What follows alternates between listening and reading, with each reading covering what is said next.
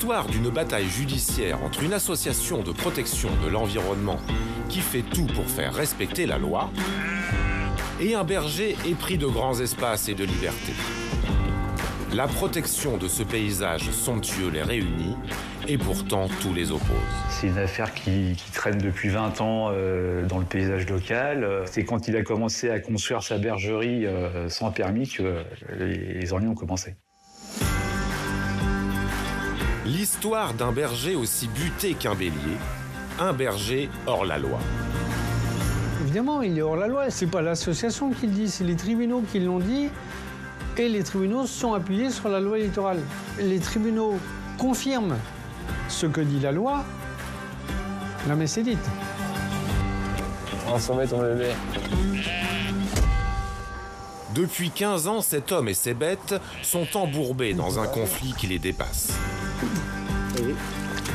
Lorsque on a vu que d'un seul coup François était attaqué pour une bergerie en bois, parce que là on est dans les trois petits cochons et le loup qui vient détruire, on s'est dit mais qu'est-ce qui se passe à Genêt? Allez, viens bébé. Un combat où citoyens, élus, fonctionnaires remettent en question des décisions de justice. En tant que maire, je fais le constat que nous sommes dans une situation complètement ubuesque. Où deux visions de l'écologie s'affrontent, une écologie dictée par la loi contre une écologie de terrain. Au moment où la grande majorité des bergeries a disparu, cette bergerie, ça fait mal aux tripes de savoir qu'elle doit disparaître. Un duel pour une bergerie à la vie et à la mort. Aujourd'hui, ce garçon paye très cher. Il a failli le payer de sa vie. C'est comme si on mettait à mort un homme, et c'est quelque chose de profondément injuste. Le paysan est un de nos héros modernes.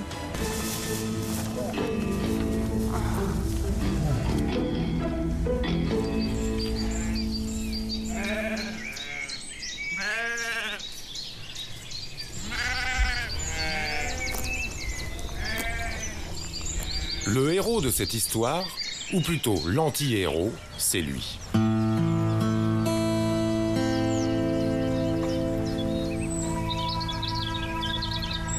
Je m'appelle François Serbonnet, j'habite ici depuis plus de 30 ans. Je suis berger de l'abbé depuis plus de 20 ans.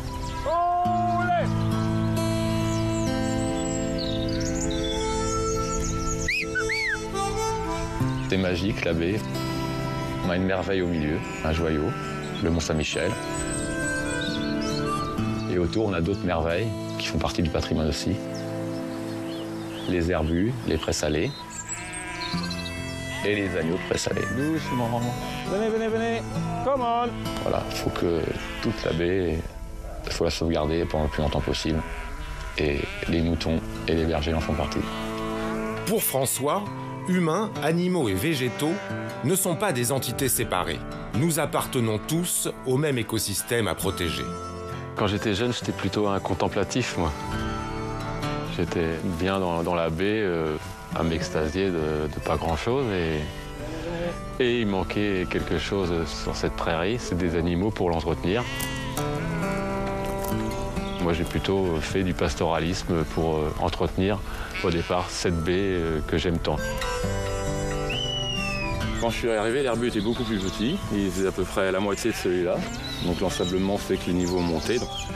C'était juste des nids à marécages, à moustiques. Et c'était pas un herbu entretenu comme ça qui laisse respirer et s'exprimer les autres formes de végétation ou de vie animale. Je regarde mes animaux faire et j'apprends beaucoup d'eux. C'est pas à moi de leur imposer un rythme journalier, ils ont le leur. Ils mangent pas les mêmes plantes, ils ont pas les mêmes horaires en fonction des saisons. Poppy, go left. La vie d'un berger, c'est une cohabitation permanente avec son troupeau. Moi, j'ai des animaux, j'ai un devoir de paternité envers mes animaux. Un devoir de paternité, c'est qu'on doit les considérer comme ses enfants et les assister toute leur vie. S'ils ont froid, faim, c'est à nous de gérer notre troupeau. Le troupeau, il dépend de nous. Stop.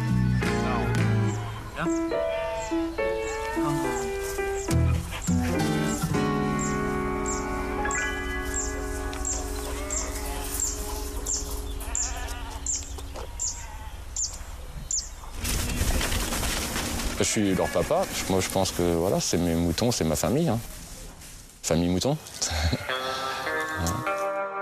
C'est mon cheptel, mes ouailles, je suis le pasteur. Voilà, c'est ma petite paroisse, ma chapelle ici, la bergerie.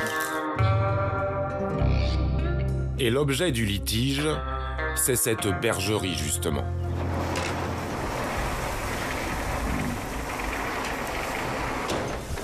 Viens, la copine, tu viens? Et bon, ben voilà, les écolos, soi-disant, je pense que je suis plus écologiste qu'eux, mais eh ben, ils vont le détruire, le pastoralisme. Faire détruire la bergerie du vilain berger.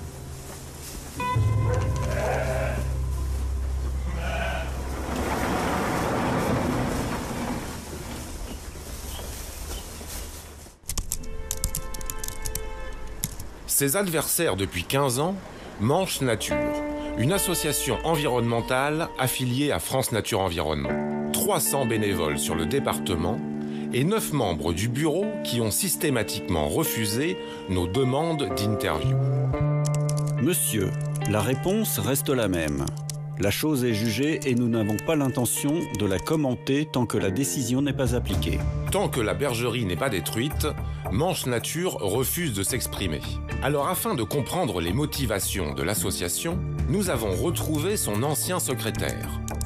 Entre 2012 et 2022, Joël Belenfant était membre du bureau, là où toutes les décisions sont prises. Si aujourd'hui il a quitté l'association pour des raisons personnelles, il a défendu durant 10 ans la position de Manche Nature dans ce qu'elle appelle l'affaire de la bergerie de Genêt. Il voulait faire sa bergerie là parce que ça l'arrangeait, parce que c'était proche des herbus. Mais bon, là n'est pas la question. La question de base, il faut toujours revenir à la source. La source, c'est est-ce qu'on respecte ou pas la loi littorale? Est-ce que c'est possible ou pas en vertu de la loi littorale et de la réglementation qui concerne les espaces remarquables? La réponse, juridiquement, elle est non. Le cœur du problème est là. François, le berger poète, a construit sans permis sa bergerie sur la baie du Mont-Saint-Michel. Or, cette baie est protégée de l'urbanisation par la loi littorale, votée en 1986 à l'unanimité. Cette loi s'applique sur toutes les côtes françaises et interdit toute construction ou installation à moins de 100 mètres de la mer.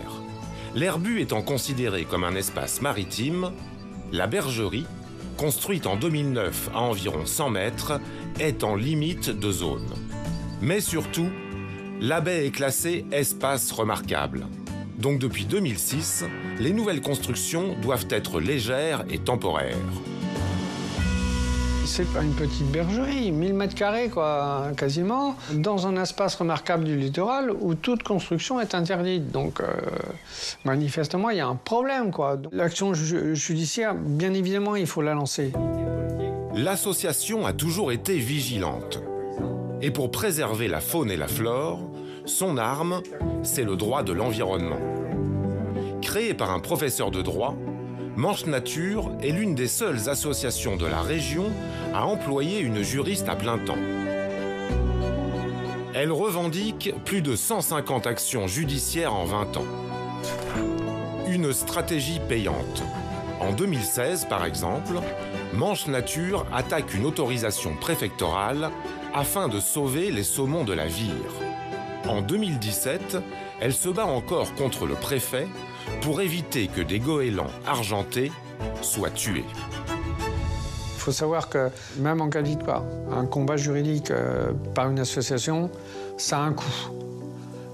D'abord, le combat juridique, il faut déjà payer la juriste. On a parfois des succès importants parce qu'on effectue un travail conséquent. Ça aide beaucoup pour monter les dossiers, les recours, les machins et tout ça. Et quand on arrive autour de la table en commission, contrairement à d'autres, on a regardé les dossiers. Et on sait de quoi on parle. Voilà. Pour ces protecteurs de la nature, tenaces, rigoureux et légalistes, aucun passe-droit n'est acceptable.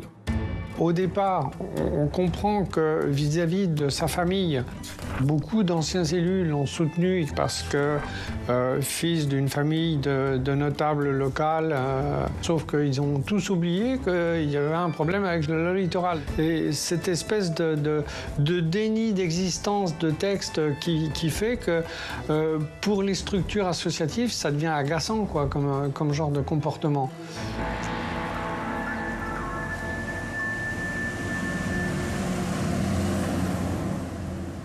D'un côté, une association qui protège la baie avec des textes de loi.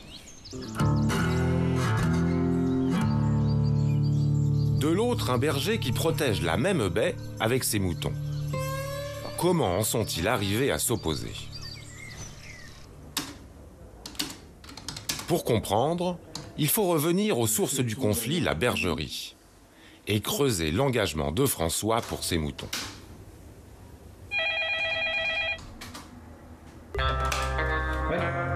François Serbonnet, déjà Serbonnet, ici dans la région, c'est un nom qui est connu parce qu'à Avranches, c'était un magasin, une droguerie qui a ouvert en 1905. La droguerie maintenant est devenue un grand magasin. C'est quelqu'un qui est issu d'une famille connue, bourgeoise. François Serbonnet, c'est un peu l'électron libre, un petit peu de la famille, un peu le marginal si j'ose dire. Sage comme une image. J'étais à l'école chez les bonnes sœurs. À l'école, j'étais timide et réservé et studieux. Comme il était très intelligent, je pense qu'il aurait pu faire des grandes études, mais ça ne lui convenait pas, hein. Il avait besoin de nature. François est venu habiter chez sa grand-mère, à Saint-Léonard. Il y avait une petite bergerie, puisque c'était vraiment au bord des grèves. Et donc, il a commencé à élever des moutons. Il devait avoir une vingtaine d'années. Donc, il est devenu berger. Il a fait une formation, bien sûr, pour ça. Et disons que le métier de berger lui convenait tout à fait. Et les animaux, la nature, être chez sa grand-mère aussi, il adorait cette maison qu'il habite maintenant. Et de mouton en mouton, eh bien, il a évolué dans son cheptel. Il a cherché des terrains pour construire une bergerie plus conséquente, évidemment.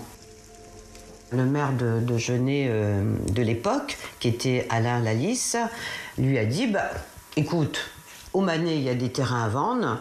Achète un terrain au Manet qui est du côté de Genêt, c'est juste à côté de l'Herbu, et là, tu pourras faire tes moutons de Pressalier. Ce qui semblait logique.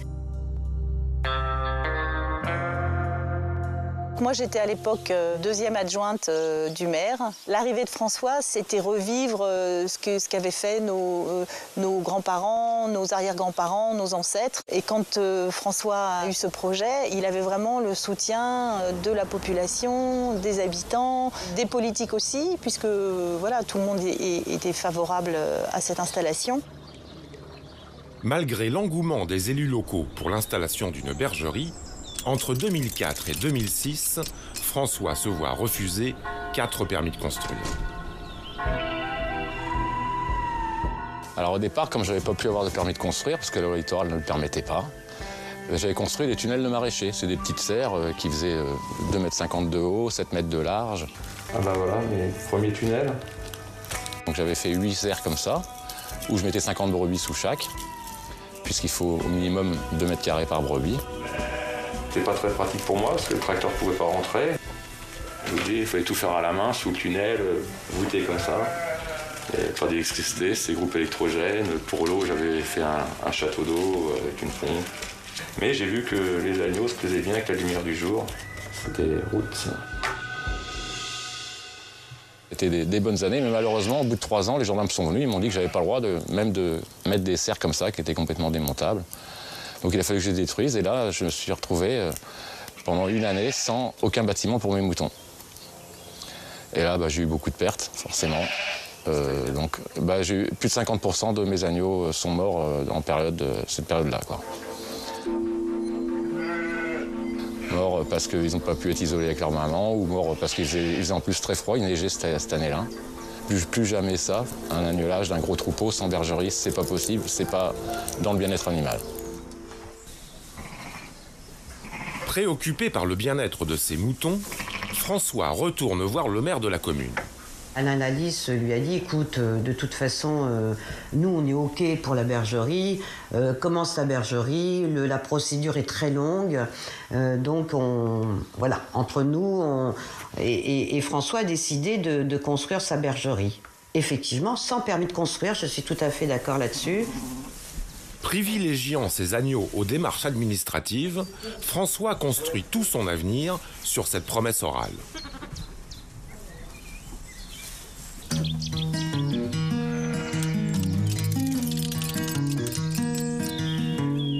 On a décidé de la faire en bois parce que déjà c'est un matériau noble qui vient d'un petit bois d'à côté, là au Petit Ceylan, d'une forêt certifiée renouvelable PEFC. Et comme j'avais l'expérience avant de mes tunnels de maraîcher, que j'avais vu que quand la lumière du soleil pénétrait dans la bergerie, les agneaux poussaient comme des champignons, j'ai décidé de faire tout le toit en translucide comme ça. Donc ce qui donne une clarté, qui empêche aussi de dépenser l'électricité. Une personne, quelle qu'elle soit, qui possède un terrain, qui construit sachant pertinemment qu'il ne peut pas le faire, qui a fait des demandes de permis, toutes refusées, s'il persévère et qu'il construit sans autorisation, il se considère au-dessus des lois. Bon, pas besoin de sortir de Saint-Cyr, d'avoir fait Polytechnique ou l'ENA pour ça. L'argument est imparable, la bergerie est illégale. Pour autant... À la bergerie, on ne la voit pas, elle est derrière le bosquet. Pour moi, c'est la bergerie la mieux intégrée de la baie du Mont-Saint-Michel, parce qu'on la voit nulle part. Vous savez, nous, on a vécu à Sophia Antipolis, c'est dans le 06. Donc, on sait comment le littoral est saccagé au nom du tourisme, au nom du béton. Donc, on est forcément à 100% pour la loi littorale. Mais voilà, on a un retour d'expérience sur cette bergerie, maintenant, qui prouve qu'il n'y a aucun impact sur l'environnement. Une bergerie écologique et invisible pourrait-elle faire changer la loi? Et c'est là qu'intervient un sénateur arrangeant qui pourrait bien devenir encombrant. J'ai rencontré François Serbonnet tout simplement par un appel d'un ami de la famille et qui m'a demandé, je dirais, entre guillemets, un coup de main, parce que la problématique de la loi littorale intéresse tout l'ensemble du département de la Manche, 350 km de côte. Et là, nous avions un dossier assez emblématique. Et puis, si je puis dire, qui permettait d'affiner davantage la loi littorale. Affilié au parti Les Républicains, Jean Bizet, alors sénateur de la Manche, se saisit de l'histoire de François pour modifier la loi littorale. Vous avez la loi, vous avez l'esprit de la loi, et vous avez l'ouverture d'esprit. La loi, elle est imparfaite. En l'occurrence, là, elle est imparfaite. Bon, c'est tout, voilà, bon. Une loi, par définition, il y a des moments où il faut la faire évoluer. Moi, je suis allé jusqu'à, si je puis dire, coécrire avec des collègues une proposition de loi pour, je dirais, engager des chartes régionales de l'aménagement de la loi littorale. Parce que la loi littorale, sur les espaces remarquables, donne des ouvertures. Et le sénateur s'est engouffré dans cette ouverture pour dire que si vous avez une bergerie et vous êtes bio et AOP, normalement, vous pouvez vous installer sur les espaces remarquables. Le pouvoir du sénateur permet à François d'espérer. Son élevage coche le cahier des charges des appellations d'origine contrôlée. Donc l'AOC, sorti en 2009, et là, normalement, tous les feux étaient ouverts pour pouvoir déposer un permis de construire et de l'avoir. Ça a mis beaucoup de temps parce qu'il fallait que ce soit signé par le ministre, en passant d'abord par la commission des sites et de l'environnement. Donc ça a été le cas, je l'ai obtenu en 2011. Quand j'ai eu mon permis de construire, c'était très émouvant. C'est le maire de Genêt qui m'a annoncé ça alors que je faisais la fête des prés-salés sur les herbus de Genêt. On avait fait un gros méchoui pour 600 personnes. Et là, le maire a demandé à prendre la parole et il a annoncé que Nathalie Kosciusko-Morizet, ministre de l'Environnement à l'époque, avait signé mon permis. Donc j'étais serein. C'est un permis signé par le ministre. On se dit qu'on est serein. 2 ans après avoir construit sa bergerie de façon illégale, le permis est régularisé a posteriori. Ce qui est consternant là-dedans, c'est aller promettre à ce garçon, en intervenant auprès du ministre ou de ceci ou de cela, qu'on va lui trouver une solution. Tous ces élus ne sont pas au courant de l'existence de cette loi. C'est quand même dommage, quoi. Et donc, continuer à faire espérer à ce garçon que ça pourrait s'arranger, qu'il fallait, bon, on trouverait une solution, etc. Donc, bon, c'est affligeant, quoi. Dans quel monde on vit, là? Un monde de bisounours? Donc, non, c'est pas ça, quoi. La réalité, c'est pas ça, quoi. La côte de la Manche Ouest prend alors des airs de Far West. Qu'il soit signé ou non par le ministre de l'Environnement, l'association Manche Nature attaque en justice le permis délivré à François Serbonnet.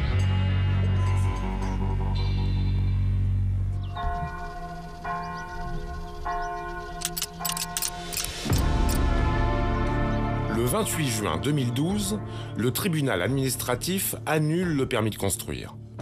Le duel vient de commencer, François est à terre. On pensait vraiment, comme disait le maire, être sur du velours, que voilà, le permis n'était pas caduc. Ben, finalement, si, il l'a été. Il a été annulé par le tribunal administratif. C'est la commune de Genève qui a été attaquée pour mon permis de construire. C'est elle qui l'a délivré. Moi, j'avais pas le droit de me défendre, de prendre un avocat. La commune de Genève n'a envoyé aucun avocat au tribunal administratif pour défendre le permis. Alors, un juge qui ne connaît rien, qui ne s'est pas déplacé, qui n'a pas envoyé d'expert, a fait confiance à cette association qui s'appelle Manche Nature, qui a un joli nom environnemental, en disant que c'était un bâtiment industriel et qu'on le voyait de l'air bu. Personne n'a contredit ça.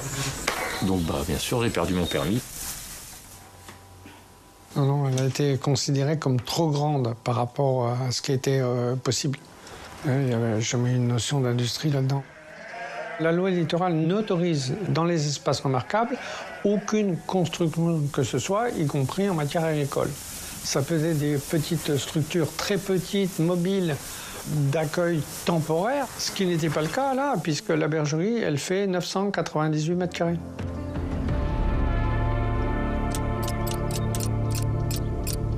Après avoir perdu en appel, François se pourvoit en cassation.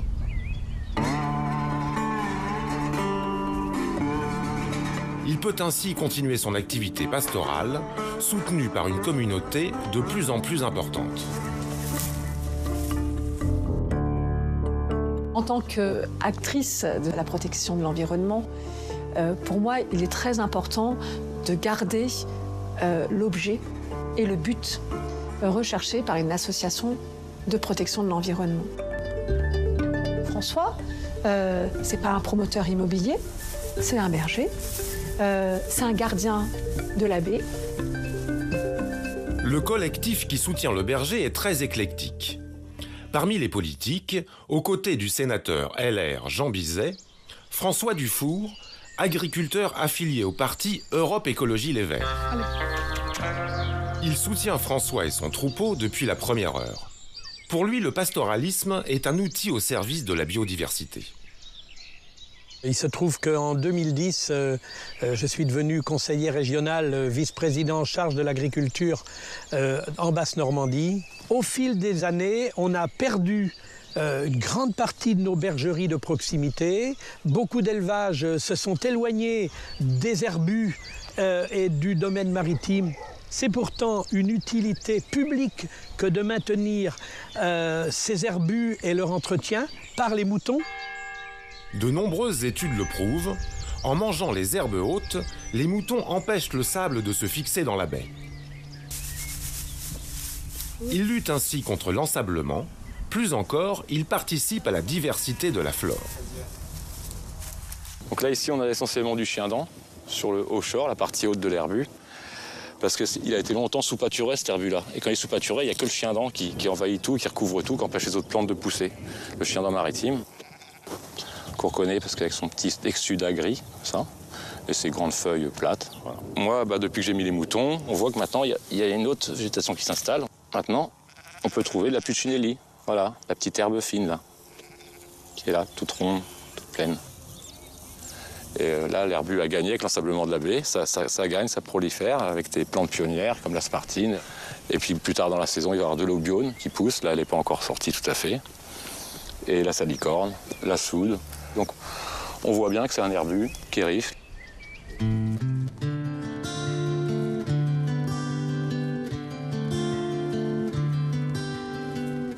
Ça c'est bon aussi, la roche, ça se mange. Tu peux manger ça en salade ou cuit comme des épinards. On appelle ça la langue d'agneau, tu vois. C'est salé aussi, mais c'est un petit goût sucré. Faut que je ramène un petit peu juste pour le soir, pour moi. Je ne fais pas des grosses cueillettes. J'ai mon garde-manger à disposition, donc c'est un peu quand j'ai besoin, je prélève quand c'est la saison.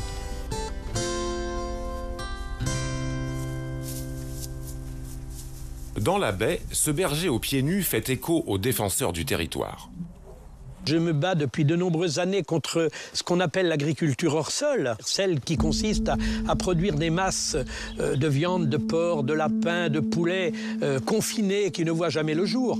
Là, on est sur une agriculture dite paysanne. Quand on a un berger avec un savoir-faire aussi remarquable que celui de François Serbonnet, il n'est pas intelligible de comprendre pourquoi on le soumet à une telle épée de Damoclès. Voilà, à un moment donné, il faut être amené, à mon avis, à faire preuve de bon sens. D'autant plus que, aujourd'hui, même les associations environnementales, Manche Nature en convient, il y a, par manque d'animaux sur les herbus dans cette partie de la Manche, une prolifération, je dirais, d'herbes folles. Or, la photographie du Mont-Saint-Michel dans quelques années, s'il n'y a plus de moutons, je vois mal le Mont-Saint-Michel entouré d'herbes folles. J'ai connu Saint-Léonard, c'était vraiment pas très beau, hein. Je trouvais l'herbus, ça faisait peur, c'était marécageux, des grandes herbes. Et quand je vois aujourd'hui que c'est bien entretenu, que c'est équilibré, qu'il y a la faune, les oies bernaches reviennent se poser alors qu'elles ne venaient plus, les canards tadornes aussi, enfin, c'est bénéfique pour plein d'espèces.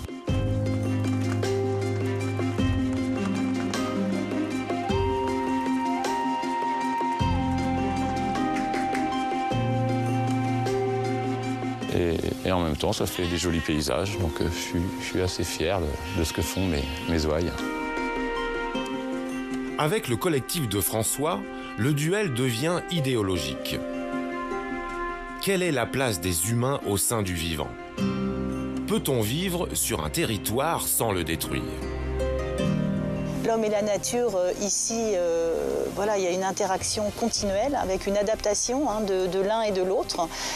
Et donc c'est important de préserver ça. Au-delà de la carte postale, la baie du Mont-Saint-Michel avec les moutons dans la baie, c'est extrêmement important de pouvoir préserver cette dimension patrimoniale, culturelle de la baie. Depuis le Moyen-Âge, dans la baie du Mont-Saint-Michel, les bergers et leurs troupeaux ont toujours vécu au plus près des herbus.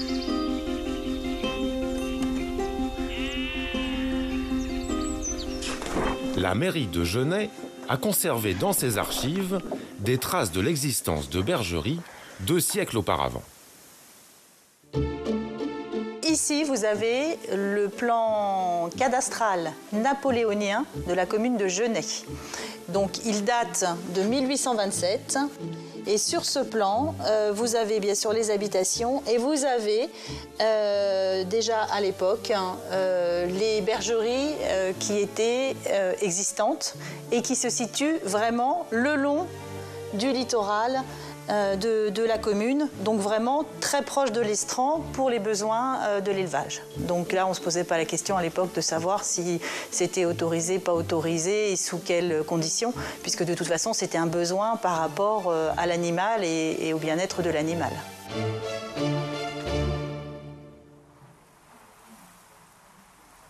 Malgré ces arguments environnementaux et historiques, rien n'y fait.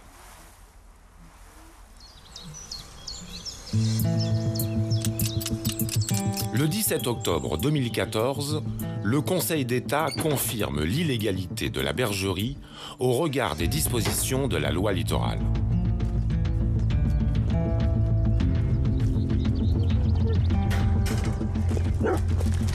C'était toujours embêtant d'avoir une épée de Damoclès au-dessus de la tête parce qu'on a une bergerie, mais sans permis, c'est très précaire. Forcément, ça a été dans les journaux et j'ai des amis qui ont vu ça, qui se sont joints à moi, qui sont venus me voir et qui ont décidé de monter un comité de soutien. On a fait une journée porte ouverte à la bergerie, où on a eu plus d'1 millier de personnes. Le préfet était derrière moi, les élus, sénateurs, députés. Donc au bout d'un moment, je me suis habitué. On m'a dit, t'inquiète pas, on ne démolira jamais ta bergerie. Voilà.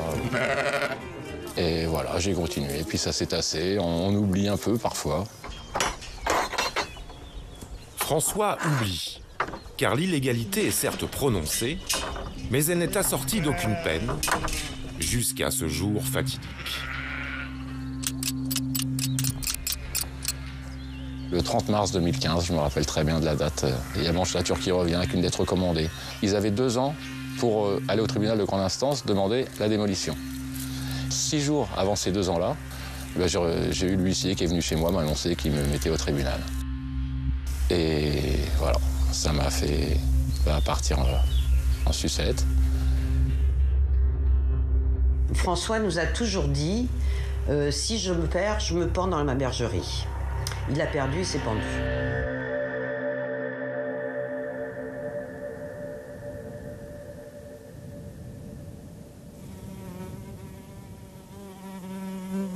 Sa femme qui cherchait quelque chose dans la bergerie est arrivée vraiment à temps. Et je me souviens très bien, si vous voulez, l'avoir visité dès le lendemain. C'était un samedi matin à l'hôpital où j'ai vu les stigmates qui étaient les siennes. Donc je ne connais pas beaucoup de gens qui ont vu des pendus qui se sont ratés. Moi, je l'ai vu. Et je suis sévère à l'adresse des gens qui indirectement en sont la cause. Sévère. Voilà.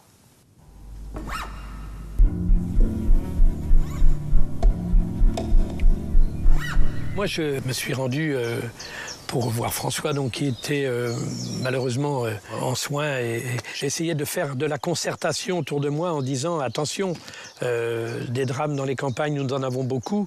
C'est une situation intenable pour un agriculteur qui se retrouve seul au milieu du gué, je dirais. Il faut qu'on trouve le meilleur compromis possible. Mais lorsqu'il y a des décisions de justice, on sait que c'est pas facile.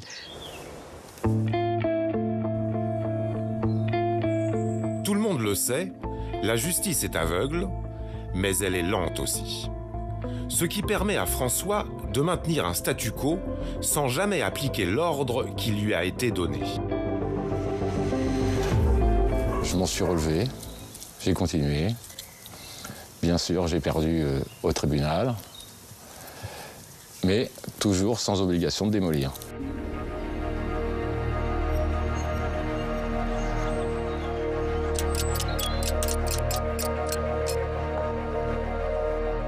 Juin 2017, 8 ans après la construction, le tribunal de grande instance de Coutances ordonne la démolition de la bergerie dans un délai de 2 mois.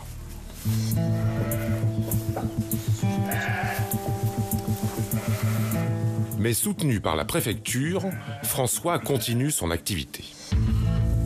Ils ont eu gain de cause, mais personne ne m'a donné l'ordre de démolir, parce que c'était au préfet de donner l'ordre de démolir. Il n'a pas jugé bon de donner l'ordre. Il y a même un préfet qui a fait toute une page dans la Manche Libre pour annoncer qu'il ne fallait pas détruire cette bergerie.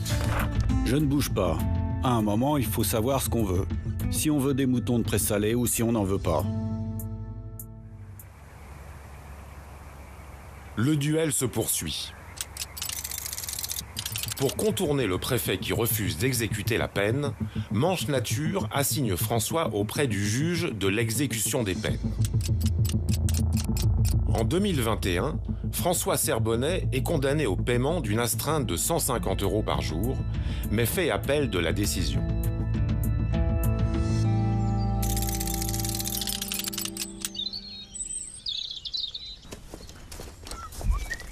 Ce mardi 13 septembre 2022, la Cour d'appel de Caen doit rendre son verdict. Après 12 ans de procédure, c'est l'un des derniers espoirs pour le berger.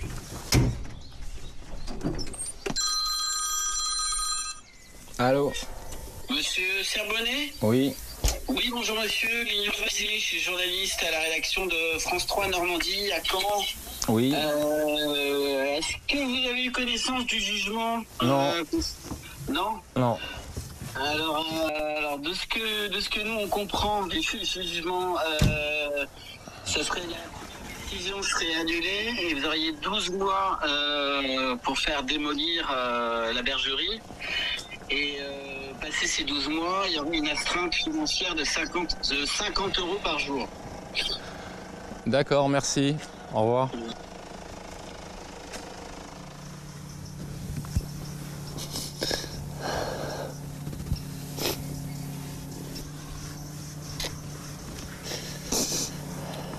Le tribunal laisse 1 an à François Serbonnet pour détruire sa bergerie. Après cette date, il est condamné à payer une astreinte de 50 € par jour. Allez, tout à l'heure.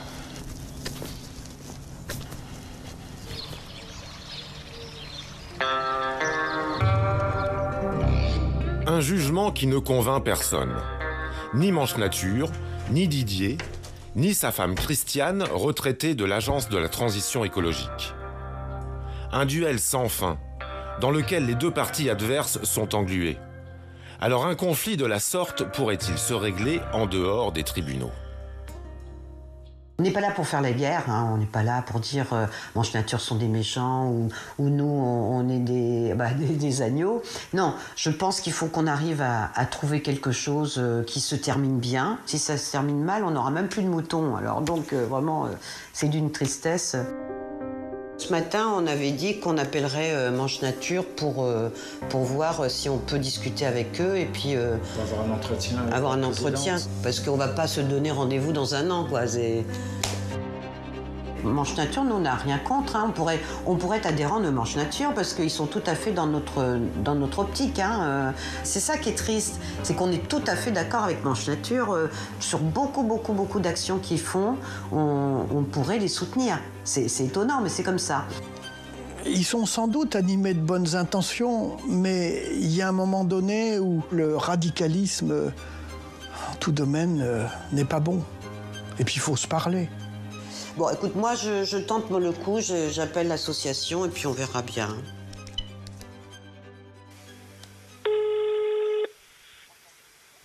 Oui, bonjour, c'est Christiane Aurel de la BAD, de la bergerie. J'aimerais savoir si on peut obtenir un rendez-vous pour parler de la bergerie.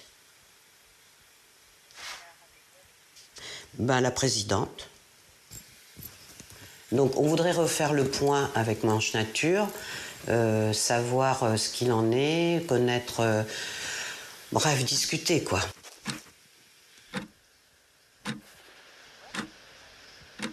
Bah, de voir s'il peut y avoir un terrain d'entente, une négociation, j'en sais rien. En fait, je pense que là, au bout de 12 ans de procédure, à un moment donné, il faut... le délibéré étant... mi-figue, mi-raisin, comme ils disent, ou moi je dirais très normand, c'est-à-dire tête ben que oui, tête ben que non, c'est peut-être à nous, les protagonistes, de trouver une solution. Oui, non, mais on va pas repartir là-dessus, c'est-à-dire que là, effectivement... Voilà, transmettez, c'est pas possible, c'est pas possible. Nous, on veut bien, on est ouvert. Voilà, c'est tout. Eh ben, c'est gentil, merci. Merci, au revoir.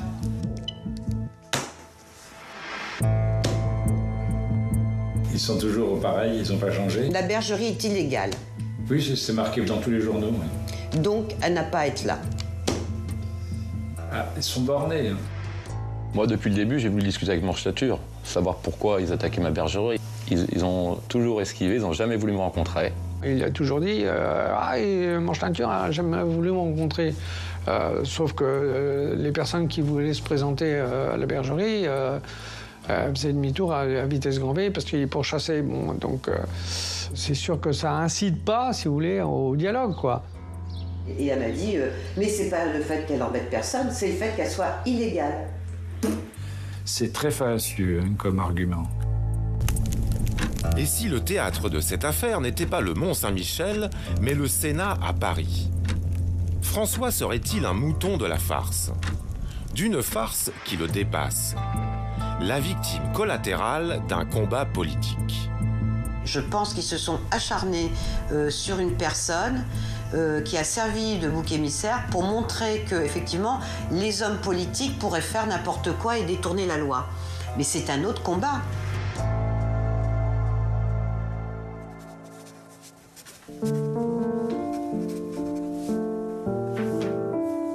L'homme politique qui pourrait détourner la loi, c'est lui. Jean Bizet, sénateur de la Manche de 1996 à 2000. Depuis, il a quitté la politique pour rejoindre le monde des affaires. Résolument pro-OGM, il a su mettre l'ami de la science et du milieu économique. Dans la ligne de mire des associations environnementales, Greenpeace lui décerne en 2008 un prix satirique, le Monsanto d'or. En 2009, c'est Manche Nature qui lui décerne un prix poubelle. Entre le sénateur et les associations environnementales, il existe un fossé, celui des idées. La configuration de la région fait que vous ne pouvez pas avoir des bergeries très éloignées de l'eau. Et donc c'est un sujet qui était délicat, qui posait problème. En tant qu'élu, je me suis pris de passion pour cela. Mais dès que moi je me suis engagé là-dedans, j'ai été l'objet de toutes les associations environnementales, de toutes les colibés que l'on peut imaginer. Il y a des gens dans ce pays qui promeuvent des lois, qui créent des lois. Et il y en a d'autres qui n'ont qu'un intérêt, c'est d'attaquer les lois. Et en plein champ de tir, un berger, François Serbonnet. Je pense qu'il s'est trouvé à un moment donné au milieu d'un combat politique. Allez. Et du coup, Manche Nature a dit bah oui, c'est le petit gosse de riche qui se fait aider par les petits copains des parents, par des politiques. Et puis ce gosse de riche, moi je l'ai entendu, hein, donc je peux le dire, on va le casser. Moi j'étais entre l'enclume et le marteau et en m'attaquant moi, ils attaquaient le sénateur Bizet qui malheureusement s'affichait en faveur de ma bergerie. Et bah, c'était pour m'aider, mais ça ne m'a pas aidé parce que Manche Nature a voulu tirer sur Jean Bizet. Et moi, j'étais entre les deux. Et c'est moi qui ai morflé, quoi. Je l'ai dit à François, je lui ai dit, écoute, François, je sens qu'effectivement, par moment, je ne sais pas si je ne te nuis pas plutôt que je ne t'aide. Hein, donc, je te le dis, je suis très honnête avec toi. Donc, faisons attention, parce que je ne veux pas non plus, je dirais, crisper ces gens-là. En effet, dans l'un des nombreux communiqués publiés par Manche Nature, le billet d'humeur de son président est sans équivoque. Ces puissants politiques du département, depuis une vingtaine d'années, s'associent pour nous obliger à accepter que M. Serbonnet ne respecte pas la loi, sous le simple prétexte qu'il est membre d'une famille très proche de M. Bizet, sénateur. Pour paraphraser Coluche, les bergers sont tous égaux devant la loi littorale. Tous, sauf un, M. Serbonnet, qui est plus égaux que les autres. Ça fait depuis sa promulgation que la loi littorale, elle est malmenée, mais pour l'instant, elle est toujours là, elle résiste, elle existe. Moi, j'ai toujours dit et pensé qu'il fallait, au contraire, la densifier de façon qu'elle soit le plus efficace possible.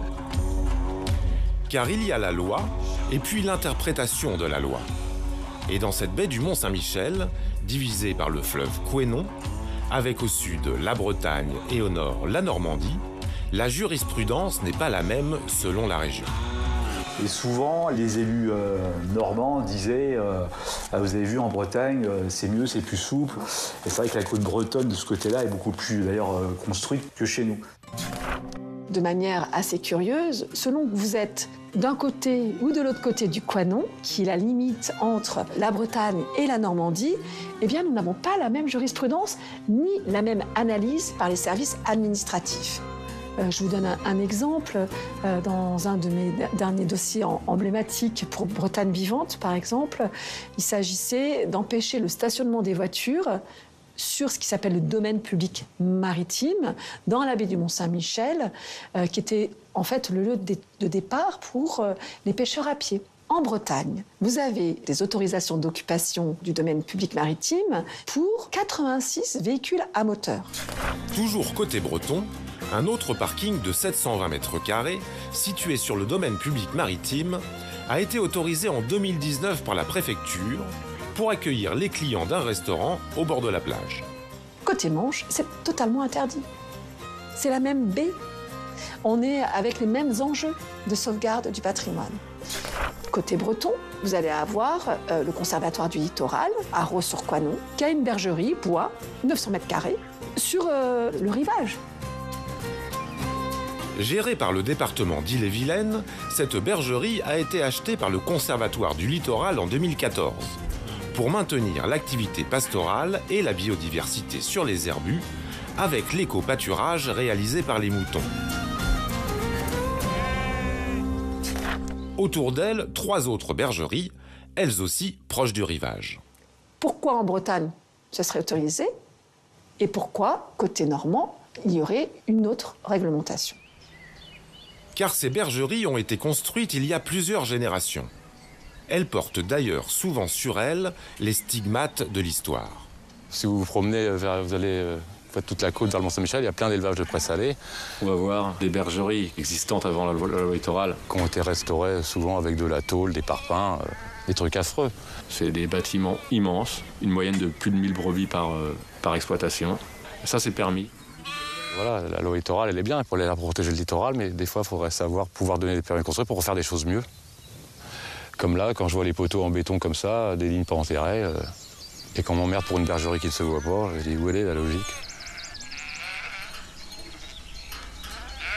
Installé dans la baie depuis maintenant 30 ans, parfaitement intégré au point d'être devenu une figure locale, le berger a même passé un CAP boucher et propose sa viande labellisée bio et AOP dans les marchés aux alentours.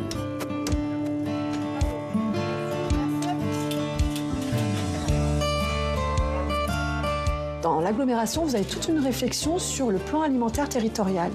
Comment faire en sorte de rendre accessible à la population la nourriture produite sur place, pour éviter d'aller chercher l'agneau en Nouvelle-Zélande ou en Australie, alors qu'on en a dans la baie du Mont-Saint-Michel. François nourrit les habitants du territoire. Bonjour madame la cliente. Bonjour. Moi je vais prendre du foie, il y a du foie d'agneau là. Oui. Ouais, et ben 2 tranches aussi. L'agneau pré-salé est excellent. Quand ils sont là, il y a tous les samedis. Ah ouais. Et consommer local, c'est pas simplement pour le consommateur, c'est aussi que les animaux retrouvent les herbus. Eux ne se délocalisent pas, comme la terre ne se délocalise pas. Moi j'aime me balader à Saint-Léonard et regarder les agneaux dans les prés. Hein. S'ils sont plus là, ça va faire quoi? Ça va faire un truc en friche et puis voilà, c'est nul. Nul. Alors 7,60. 7,60. Voilà, moi je viens là depuis 60 ans, j'ai toujours vu ça et je veux que ça reste. Voilà. On est à la fois à défendre d'une manière générale ce type d'élevage, la qualité, le bien-être de l'animal, et en même temps, la loi empêche que ce type d'exploitation puisse perdurer chez nous. Donc c'est juste là qu'il faut qu'on arrive à trouver un équilibre entre tout ça. Bon bah merci, puis à samedi prochain. Bonne journée, au revoir. Au revoir. Le combat dure depuis 14 ans. Il est loin d'être fini. Mais pour les deux parties, l'avenir s'annonce sombre. Maintenant, avec les nouveaux textes qui sont apparus, notamment la loi climat et résilience, on s'aperçoit qu'il va falloir passer à une vitesse supérieure parce qu'il y a toute cette partie du littoral qui va être sujet à la submersion marine de par la montée du niveau des eaux. Donc, de toutes les façons, maintenir la bergerie à cet endroit-là, non seulement c'est pas autorisé maintenant, mais ça le serait encore moins dans l'avenir.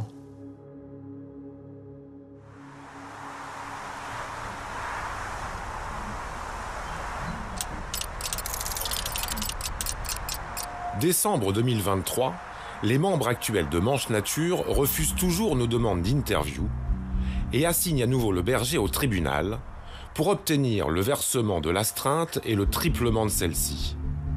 Dans son dernier communiqué, l'association s'explique. Monsieur Serbonnet a bénéficié de plus de 11 ans pour organiser le déménagement. Non pas de son exploitation, mais de sa stabulation.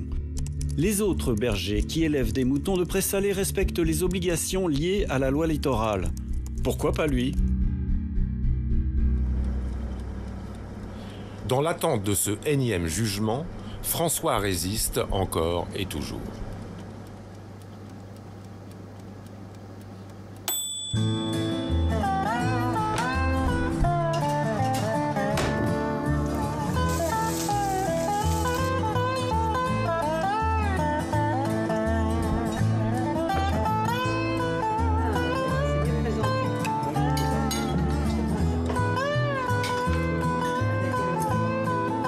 C'est pas moi le plus lésé là-dedans, hein. Je vous dis, moi c'est toujours la baie, la biodiversité, les moutons de pré salé. Moi, c'est moins grave qu'un cancer, hein. Je vais m'en remettre. Je ferai autre chose et un travail juste nourricier, on va dire, hein, pour 8 heures par jour, en gagnant la même chose que je gagne aujourd'hui, avec des week-ends, des vacances, lâcher prise. Parce que là, c'est 24 heures sur 24 où on pense à nos animaux, à notre métier, et puis à cette putain d'épée de Damoclès qui est au-dessus de ma tête. Faire casser tout ce que j'ai construit en plus de 20 ans.